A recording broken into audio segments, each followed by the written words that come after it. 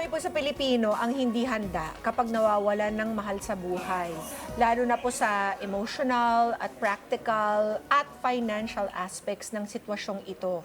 Kaya naman po para hindi mabigla ng todo, hinihikayat po ang lahat na maghanda sa pamamagitan ng pagsali sa mga organisasyong may layuning magbigay ng financial assistance at welfare support. Katulad na lamang po ng kasama natin ngayon, ang Unity Life Welfare Community Incorporated. Kasama po natin ngayon si Sir Noel at si Sir Raymar. Good morning! Good morning, Good morning, Sir Noel, good Sir morning, good Raymar. morning po sa inyo. Good morning mga kakada. Yes, thank you for being here po. Para po sa mga taong hindi pa po well-versed sa Unity Life, pwede pong paki-explain sa kanila kung ano po, kung paano po ito nakakatulong at paano po sila pwedeng makasali para makahanap or maka-ask ng tulong pag nangangailangan na sila.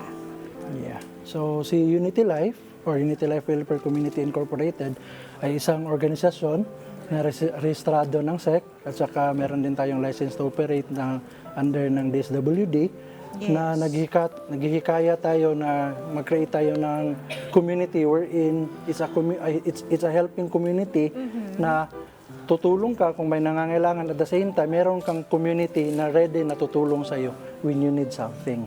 Yeah, so it's a mutual community na ginawa natin siya ng technology because usually this organization is goes way back pa na talagang tradisyon na siya. Even sa Cebu, sa Bohol, sa amin sa Bukidnon because we're from Bukidnon. So yung ginagawa yung pass the hat. So sa atin we create a technology. Pass the hat sa Cebu, ang tawag nyo ay dayong. Dayong. So sa atin ginawa natin siya ng technology. Now we integrate para maging integrity, meron siyang integrity, klaro yung benepisyo, klaro yung contribution ng bawat isa at saka maging wala yung tinatawag natin na mayroon ba talagang nawala, paano ba magbibigay, so we create a system. Parang in-institutionalize nyo na po. Yes. Tapos ginawa nyo po ng accreditation din sa mga sangay ng gobyerno. Para ito po ay talagang maging legitimate. Yes. Kasi marami kasing nasa-scam din sa mga ganyan, hindi ba? Yun yung pinag-usapan namin dati, kahit tungkol sa lechon, nasa-scam sila.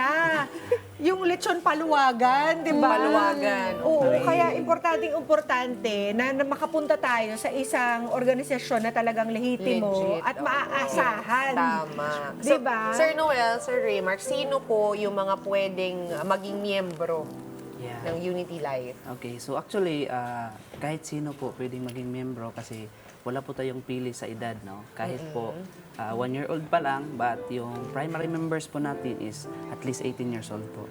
Okay. Kasi monitored po tayo ng DSWD, kailangan po talaga na may 18 years old na po. So, paano po mag-start? Like, halimbawa, kung ako gusto kong maging miyembro, paano po ako mag-a-apply? Ano po yung unang hihingin sa akin? Okay, so meron lang po tayong registration form na magbayad lang sila ng 1,400 for membership. Lifetime na po yan. Ang Okay. kagandahan po is sa 1,400 is 4 na po sila na maging pwede maging member. So 3 beneficiary po.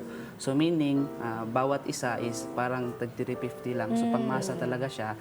And meron lang din po silang ibibigay or i-top up na 200 pesos para sa subscription. So ano naman po yung para sa subscription? Yan po, dyan po natin kukunin yung contributions natin.